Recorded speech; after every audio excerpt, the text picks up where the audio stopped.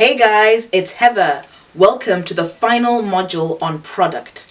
In this module, I'm going to go through how you should price your products. And this is an important topic because if your prices are too low, you're missing out on profits that you should be making. If your prices are too high, you're just not going to sell enough. And if you're lucky enough for your product to attract a big department store or a supermarket chain, these guys have every psychological trick under the sun to squeeze you on price. So if you can explain and justify your price eloquently and logically to them, you're much likely to stand a chance of getting a good price off of them. Now, lots of people know me for this product line, which I discontinued in 2017. However, if you watch the intro video, link in the description, the products that I sold the majority of are nothing to do with this product line. If anything, this product line was the smallest volume. By the time I stopped selling products, I had sold about 28,000 individual items, and these formed like less than 2,000 of them. So I think it's a good idea to spend some time talking about A, how you can come up with ideas for what products to sell, and B, how you can check up the competition, check what they're selling, and how you can do better. But before we go into that, please like and subscribe. But importantly, during these COVID times, share this video with any ones of your friends that might be going through a tough time and are wanting to diversify, create a side hustle, or even just start a business as their main source of income. And if you're not sure which of your friends need it, just share it on your social media. Anyhow, let's start with, how do you come up with an idea of what to sell? If you buy any sort of product program, one of the top things they'll tell you is to look on Amazon. Look at the category of products that you're interested in, see what the top sellers are, then go into the comments, see what sort of comments people are making, see what the negative comments are saying, importantly, because the negative comments will give you insight on how you can do better. In addition to Amazon, you can go to chat sites like Reddit or Quora and research that particular product even further. However, when I chose my product, I didn't use any of those routes. I used YouTube. At the time, my thing was natural hair. And as I watched natural hair videos, it quickly sprang out to me that what natural haired people love was accessories to do with hair. So I didn't go into the selling hair business, which lots of natural people tend to go into. I went for accessories, and I had a very small following, but managed to generate a revenue out of selling products. I have spoken for ages, so without further ado, please enjoy this course video, which I recorded in 2017, but is still 100% relevant today. It will teach you the difference between your margins and your markups, and when Target call you in to buy your product, you will know what you're talking about and will get the best price for your product. Enjoy! Welcome to Module 6 of the Money Spot program, Pricing Products. This is one of those modules that's gonna require quite a bit of brain power, so be prepared to make a lot of notes, to have to come back to it a couple of times, and to get your head around a couple of formulae. If you don't price your products correctly, your business will not last the long haul. Your pricing has to cover all the overheads, that's the fixed ongoing costs, as we discussed in Module 2. Your labor, yes, you are a worker in your company too, and you have to account for that. All the raw materials, and of course, you need to make a profit. Profits are essential for research and development, as well as for investing in growth. Before you get into pricing your products, I really want you to have a firm understanding of the retail chain. Your product's price changes according to who you sell it to in the retail chain. Initially, you'll probably only sell directly to customers, but as you grow, you will attract and be interested in third-party sellers. You therefore need to understand the whole supply chain. First is the manufacturer, which may also be the producer or the importer. This is essentially you. The product starts off at this level. Even if you're using a contract manufacturer, think of yourself as the manufacturer because you essentially still are the manufacturer as far as the packaging is concerned. Second, you have the retailer. Again, this could also be you. The retailer sells the product to the final user. If you sell online, you might be both the manufacturer and the retailer. As a startup, this is probably all you will concern yourself with: manufacturing, producing or importing, and retailing. As you grow, your pricing will have to be adjusted for, or at least it will have to have accounted for from the start, third-party dealers, namely wholesalers and distributors. Who are the wholesalers? These guys buy from you at a heavily discounted wholesaler's price and ship or sell your product to retailers using couriers such as UPS. Next, you have distributors. They're very similar to wholesalers. These guys buy from you at a heavily discounted wholesaler's price as well and ship your product to retailers using their own trucks and vans. Essentially, they provide more service than wholesalers. A general wholesaler has a big warehouse and lots of goods that they sell to retailers, but they don't have their own delivery system of trucks and vans like a distributor does. Then you have the jack-robbers. I like the term jack-robbers. Jack-robbers are a special type of distributor. They deliver goods to stores and also place them on sales racks. However, the retailer only pays them for goods that are sold. This is similar to an artist showcasing their art in a cafe on consignment. An important clause a jack-robber would want in the contract is that the retailer is responsible for any goods that are stolen. The jack-robber checks inventory and restocks the shelves on a regular basis. Jack-robbing is not very common. Indeed, you'd have to pay the jack-robber a premium for the service. Offering a retailer free goods increases the likelihood of them accepting stock, but stacking the goods and checking the stock is obviously extra work that a jack-robber needs to be compensated for. Finally, we have the wholesales rep. Wholesales reps represent manufacturers. Instead of approaching wholesalers or distributors directly, you can hire a wholesales rep to do it for you, especially if you're strapped for time or just want to have wider coverage. You can either hire them to work for you full-time so that they're in-house, or you can hire independent wholesale sales reps who also represent other brands. These are the main intermediaries in the supply chain. Depending on the industry, one will be more dominant than the others. In addition, a single company can perform several functions. For example, a wholesale sales rep may act as a distributor in their local area, or a distributor may act as a wholesaler in the areas where they don't actually deliver. It's not black and white. Keep in mind that different intermediaries will have different limitations. Any given dealer will usually only serve a specific geographical location and specific industries. Make sure you're on the same page. Now, two formulae that will be very important to your business: margin versus markup. The terms margin and markup are often used as though they're the same thing, but they're definitely not. Markup is the price as a percentage of the purchase cost. So, as a formula, markup is selling price minus purchase cost divided by purchase cost. Margin is the price as a percentage of the selling price. As a formula, margin equals selling price minus purchase cost divided by selling price. You'll understand this a little bit better with an example. Example 1. If you produce a good for $1 or one whatever pound, euro, and you sell it for $1.20, what's your markup and what's your margin?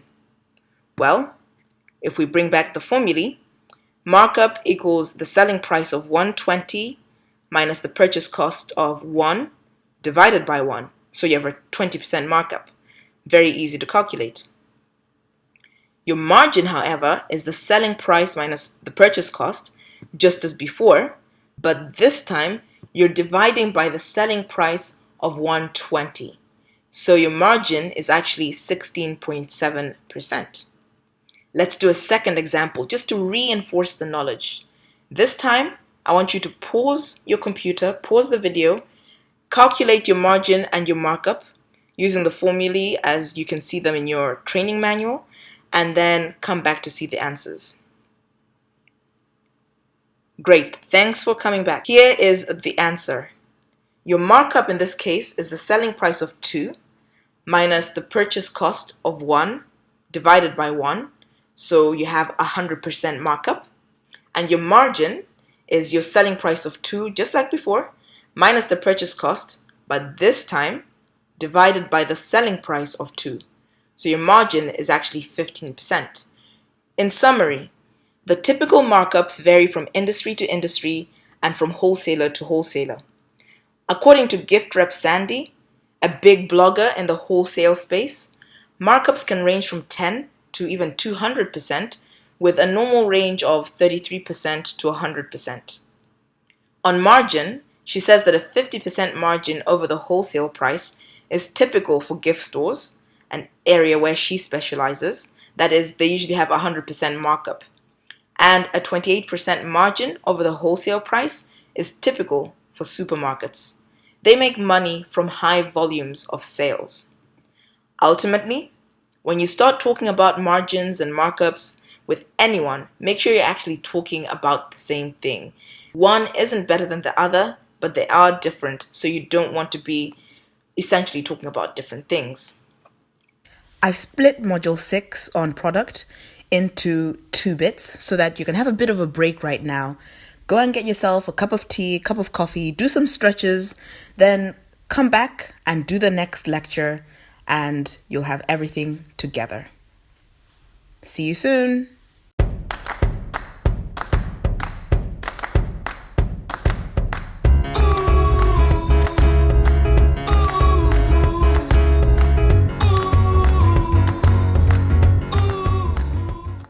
I hope you had a great break. Welcome back to Module 6 on product pricing. In this part of the lecture, you'll learn how exactly to price your product. So, how do you price your product? Now that you understand all the different categories you could be selling to, it's time to price your product from first principles. Firstly, we'll derive your cost as a manufacturer, a producer, or an importer. Your direct costs are all the costs involved in actually making your product. These include, but are definitely not limited to, raw materials, including shipping. If you import goods, do not forget the customs charges. Ask your shipping agent for rates so that you can account for them when you're calculating your price. Labor, the cost of your workers, or you if you make your own products. Only add the labor hours actually involved in making your product and not the time spent on marketing and other non-product activities. If you're a big company, you'd only count the factory workers, not any other departments in the labor part of direct costs. Don't forget to account for your packaging, so boxes, bottles, labels, and so forth. Design costs for the packaging. If you print your own labels, price in the ink and the labels that you bought. Exclude sales tax, or what's known as VAT in the UK, as you can claim this back. Direct costs are easy to calculate when you're importing or using a contract manufacturer. It's just the cost of the order plus shipping. This was one of the main attractions of using a contract manufacturer for me. And of importing as well. I've done that model in the past. What are your fixed costs? Your fixed costs are all the costs that stay the same regardless of how much you produce. So for instance, they include machinery. You don't account for this all in one go, by the way. It needs to be depreciated over time. You can talk to your accountant for help. For example, your accountant might suggest a 1,000 machine will last 5 years, so only 200 of the cost should be accounted for in any 1 year. If you make 600 widgets a year, so widgets are anything, add 0.33 to the price of each widget. That will account for the 1,000 machine over 5 years. Office equipment, staplers, any other labor costs are pretty fixed. Any of the costs you listed in Module 2 that don't change with output are all your fixed costs. Now, what are variable costs? These are all the costs that increase as you produce more and fall as you produce less. So for instance, they can include cleaning supplies and any of the costs you listed in Module 2 that grow with output, for example, storage or warehousing. Don't go mad trying to price in every little thing. The biggest thing to remember is that there are other costs besides whatever it costs you to make your product. You will usually just add some reasonable fudge factor for fixed and variable costs. Now that you've added your direct costs, your fixed costs, and your variable costs, you have what I call the manufacturer's zero profit cost price, or your purchase cost. At this price, you're pretty much just breaking even. You're neither making nor are you losing any money.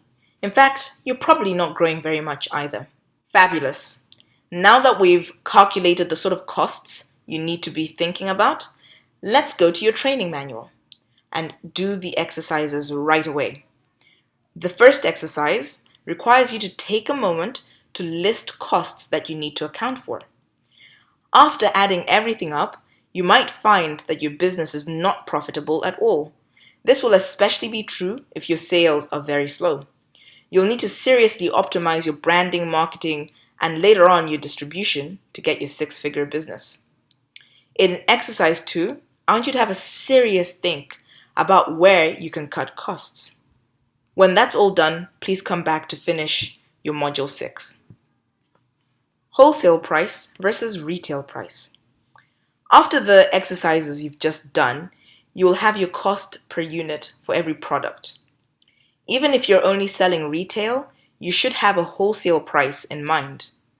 If your retail price is too low to ever make a profit from wholesaling, you will struggle to increase it later. Customers are very resistant to price changes.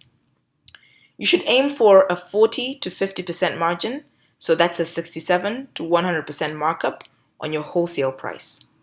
As I mentioned earlier, your purchase cost is your unit cost, or your manufacturer's zero profit cost, as I called it a little bit earlier.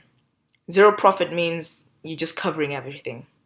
If the purchase cost or zero profit price was 5, then your selling price to wholesalers should be 10 for a 50% margin. And again, you should aim for another 40 to 50% margin, or 67 to 100% markup on your retail price. So if the wholesale price is 10, your retail should be about 20.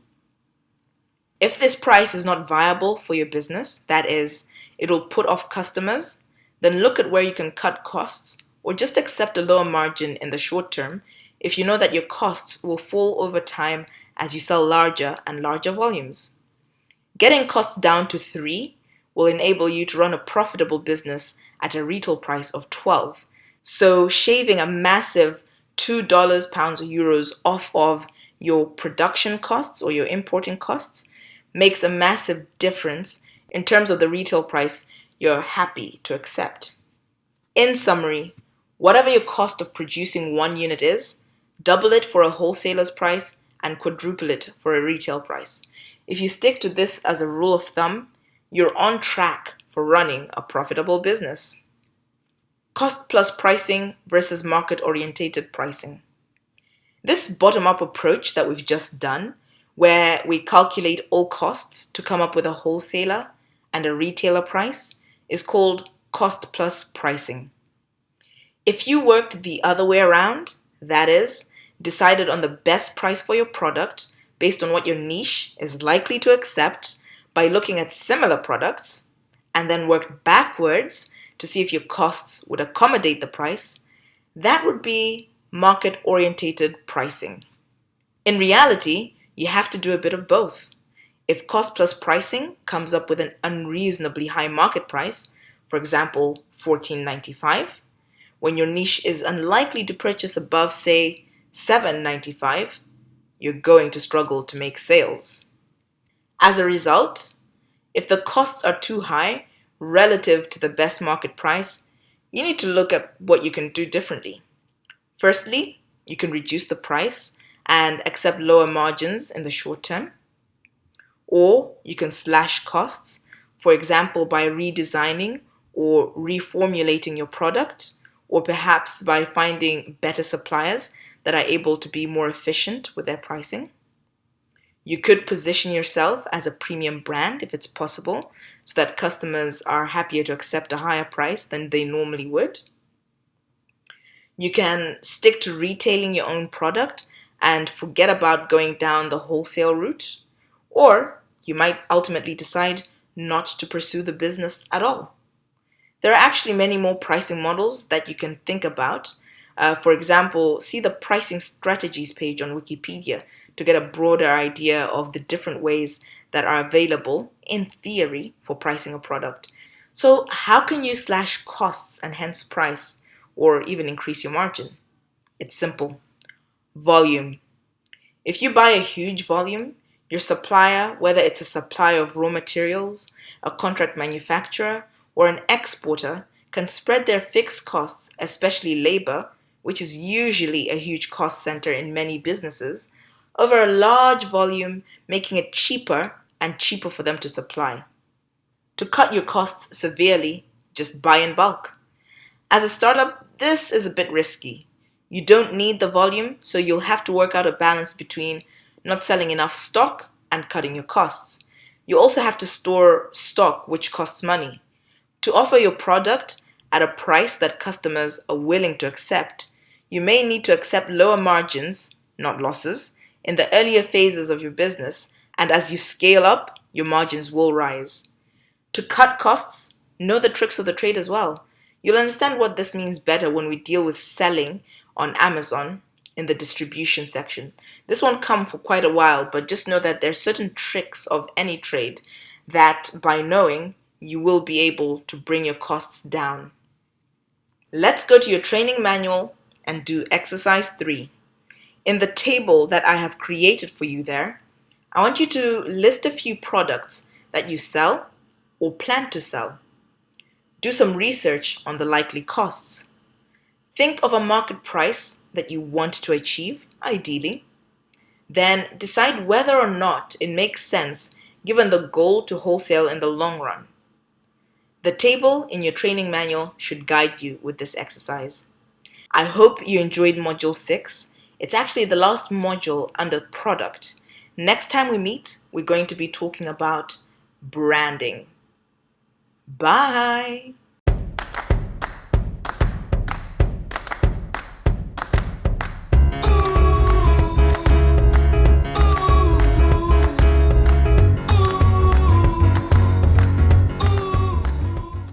If you enjoyed what you just watched, please smash the like button, subscribe, and importantly, in these COVID times, share it with a friend that might enjoy it as well, and it might help them start or grow their side hustle or business. Enjoy!